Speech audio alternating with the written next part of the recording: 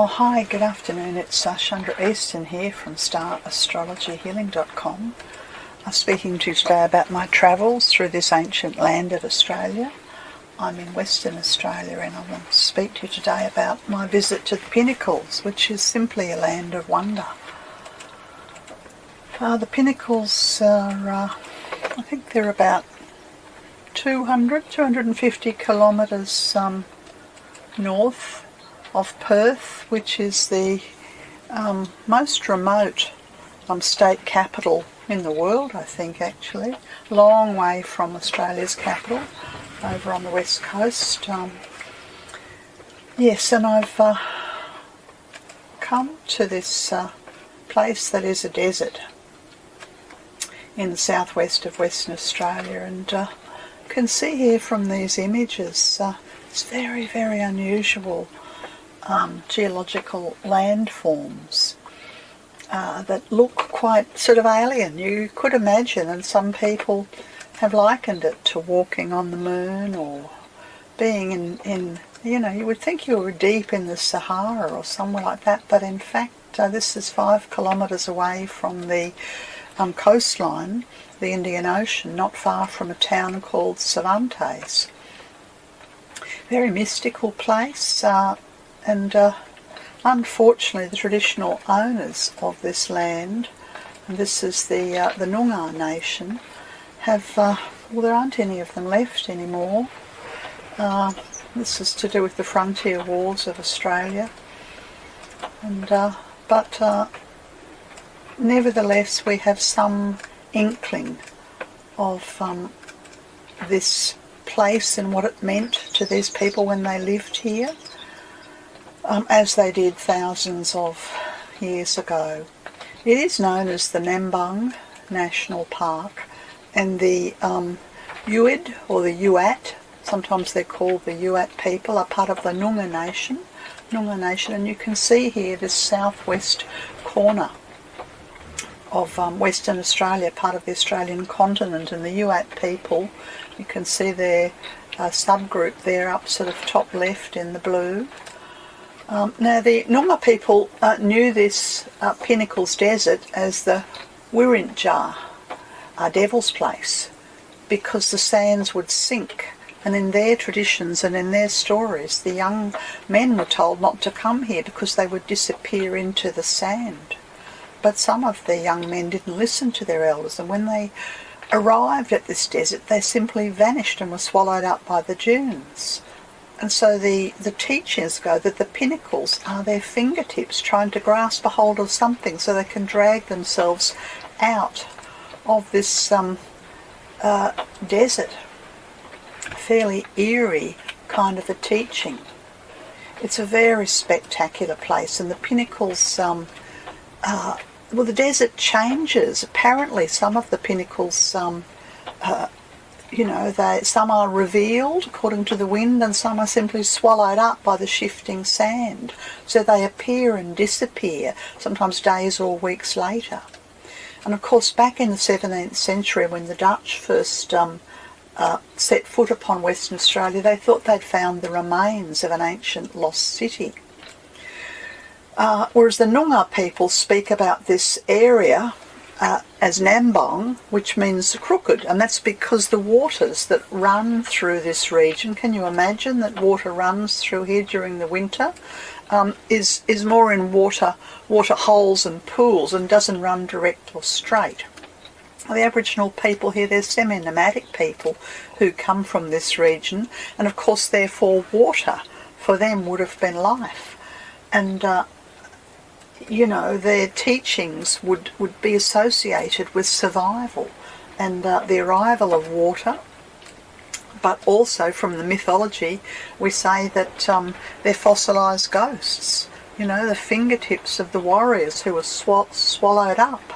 Now we might laugh and say this is just a story, but the geology seems to me to point to the fact that it is a place of great change, and it's entirely possible that at some point in the distant past people were swallowed up as the land sank. So of course the teaching is that it's not a place to go there, and that therefore people who go there are buried or punished, buried alive. And so it's a women's business area, and it becomes very obvious as you walk around this place. I can feel the women's business energy, and the teachings are that some of these young men went there with weapons, brandishing their weapons, and were struck down by the gods and turned forever into limestone spikes.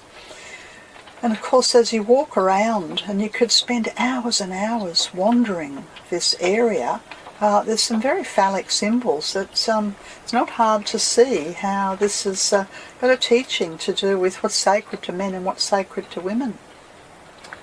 And of course, women in the traditions were known to have come here to camp, to give birth, to hold ceremony, and to look for food. Yeah, okay. Let me see what else I can tell you. It's such an interesting place. The geology. Well, you know, some of the pinnacles sort of brought me to mind of people, and you can see, like this particular one here looks a bit like a warrior. You know, just looks like an ancient elder, sort of crouched forever watching over. And some of them, you know, I have spent a bit of time wandering around the sacred circles in Ireland and Scotland, and there's a very similar feeling here in the Pinnacles. And yet you can also see, this is a quandong tree, you can also see that it was a source of food, and of course food in the desert would be an absolute bringer of life. And it is easy to understand how the Dutch thought that it could have been a buried city, because some of these pinnacles, they do look very, very weathered, almost like they're buildings that have been weathered by wind and rain. Now, the geology says that it's possibly 500,000 years ago, during the ice ages of the Quaternary period, that these pinnacles were formed, and that they have been buried and exposed over and over again, most recently up to 6,000 years ago. So of course the Aboriginal people have been on the Australian continent for 60,000 years, so no doubt their mythology of a dangerous place to go where one could be buried is well, that's the truth of the geology. The geologists, the scientists these days tell us that the pinnacles began offshore, and we're only 5 kilometres from the Indian Ocean here, and there were shell fragments with calcium and with lime, and then they were mixed with quartz, and then also later on limestone. So it's an interesting mix of the minerals from the land and the sea, and the combination of this is that they've been blown and carved and created by the wind. So the wind scours them and it braids them, and it's an ever-changing landscape. If you can wander through, and it would literally take you, I don't know, probably 7 hours or something if you walk through the whole park. Or you can do what I did and take your car in and stop and get out and walk and get back into the car and walk again. It's 400 hectares, this Pinnacles Desert. And the interesting thing is that they say that tens of thousands of these pinnacles are underneath the sand in the desert floor, buried.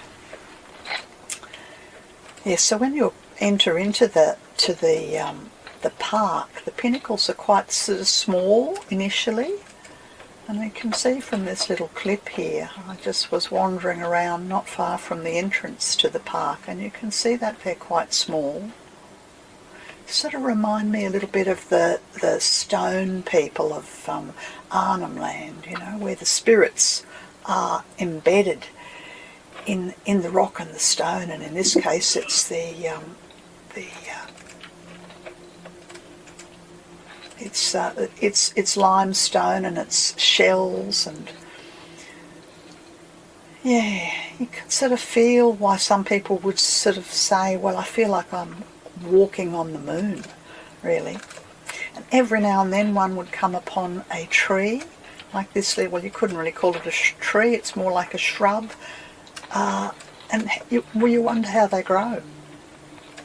What struck me as I wandered around, that there are clusters and groups. They feels like they're sort of family groups. Yeah, and you'd come upon, it was very easy to get disoriented because you'd sort of wander in awe from one group to another. And every angle that you walk, they present a different sort of face. You can see the day that I was here, it was a little overcast and quite windy.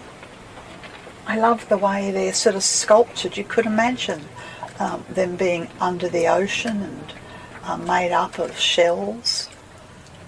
This one here looks a little bit almost like a seat, and you can see the wind action on the sand here. You'd sort of feel as if you're at the beach, and yet some of them, I think they're up to 5 metres, I think I read somewhere.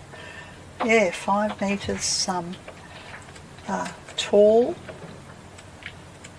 And it is a women's business area, and it doesn't take much imagination to see the phallic shapes around and about the place. And when you put that with the teachings of the fact that the young men had failed to listen, the young warriors had failed to listen, that this was a sacred place for the women, and they shouldn't come there, and of course they were swallowed up.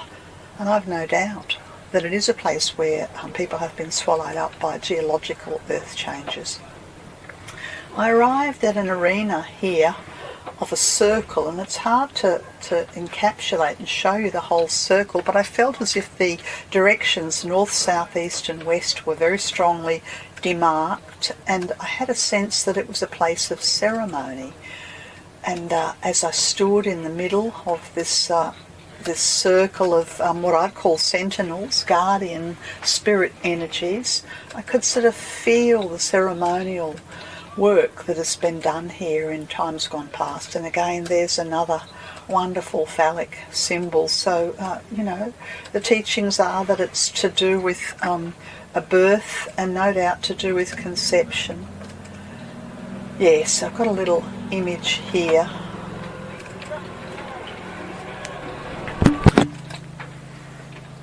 Yeah, just have an image here of me standing in the centre of this sacred ceremonial circle, just looking all around, north to south to east and to west, and just feel the sanctity and the potency and the power.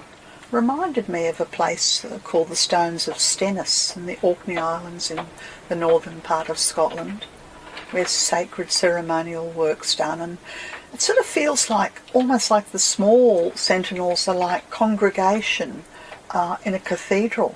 It's an earth cathedral without a doubt. And some of the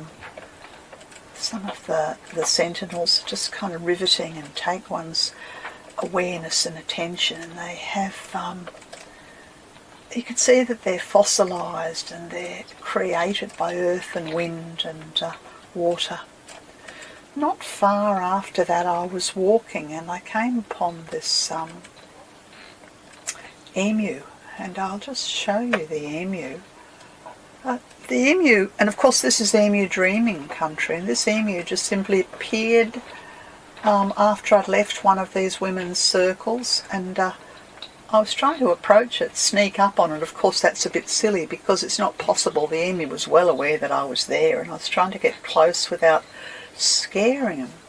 And he's walking very regally and slowly and clearly very much at home. This would have been food for the Aboriginal people, and I don't know how many. This was the only emu that I saw in the park. He allowed me to get relatively close before he took flight, and I think the emu can run very fast when he wants to. It's a flightless bird, and off he disappears over the horizon and into the desert. And well, the desert has this kind of dunes. It's sculptured. You can see how they're sculptured by the wind, and you would think that I have been in the desert in the southern part of Egypt, approaching the Sudanese border, and there's something about this that you could easily feel like, yes, you were somewhere very remote, and yet every now and then come upon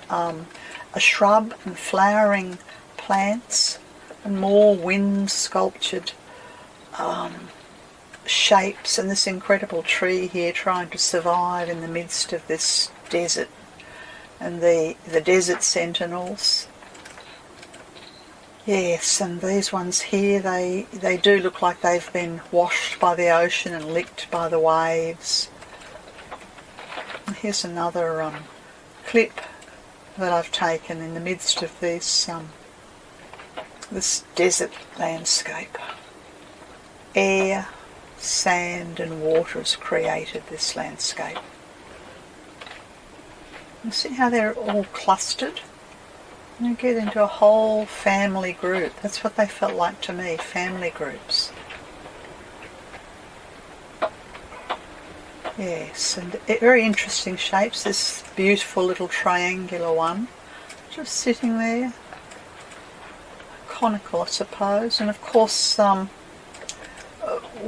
the scientists tell us that it's the Ice Age, where once what was ocean has become land and then's become ocean again as the rising tides and times of humanity and the geological ages have changed. And I think we're at a tipping point here of geological ages at the moment. You know, will what has currently land become ocean, and so on and so forth. And you can see here, I think it's certainly less than 5 kilometres to the water, and if you stand on the hills, and clearly I've zoomed in to get this image because it looks much closer than that, but it is, I'd say, 5 kilometres down to Cervantes on the coast, and they call this part of the Coral Coast. And I did go down there late in the afternoon, as you can see the clouds scudding along, and the ocean's green down there. And it's bizarre to think that this desert is just right here on the edge of the ocean, with these weathered pinnacles. And this whole region, this is a little bit further north of Cervantes and goes up to, I forget the name of the other town further north of it, but it's all part of the Coral Coast.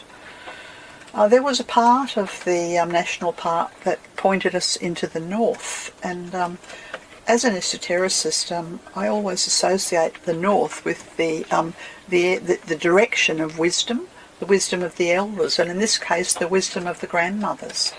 And I came upon, I travelled for a few kilometres, and I came upon this circle at the far edge of the northern part of the park, the grandmother's circle.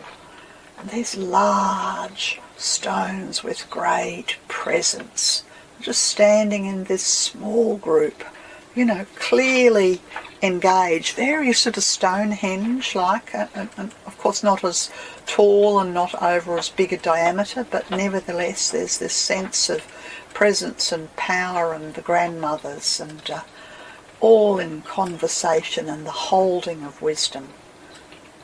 Yes. Beautiful, beautiful, beautiful stones, a beautiful part of the park. I sat here and I could feel the healing, and I wept for the memory of the teachings of the women's business here in this most northerly part of the Pinnacles. And of course these days men and women come and are in awe of this beautiful place. Beautiful, beautiful place.